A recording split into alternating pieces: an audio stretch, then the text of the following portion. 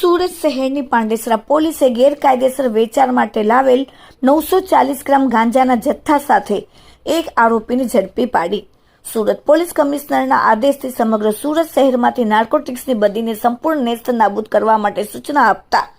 સુરતના પાંડેસરા પોલીસ સ્ટેશનના ઇન્સ્પેક્ટરની સૂચના અને આદેશથી પાંડેસરા પોલીસ સ્ટેશનના સર્વેલન્સ સ્ટાફના માણસો નાર્કોટિક્સની ગુનાઓને અટકાવવા માટે જ્યારે પેટ્રોલિંગમાં હતા ત્યારે અંગત બાતમીના આધારે પાંડેસરા વડોદ ગોકુલધામ આવાસ building number A35 room number 14માં રહેતો આરોપી જેનું નામ કડર ઉર્ફે કરણ રાજુભાઈ તિરમલે ઉંમર 26 રહેવાસી building number A35 room number 14 Gokuldham આવાસ વડોદ પાંડેસરા સુરત અને મૂળ ગ્રામ મહારાષ્ટ્રના કબજામાંથી ગાંજાનો જથ્થો કુલ વજન 940 ગ્રામ કિંમત ₹47,000 તથા મોબાઈલ ફોન નંગ ₹5,000 એમ થઈને કુલ મુદ્દામાલ 52,000ની મત્તા સાથે પકડીને પાંડેસરા પોલીસે કાયદેસરની કાર્યવાહી કરેલ છે અને NDPSનો ગુનો નોંધેલ છે. Bureau report, daily India TV, Surat.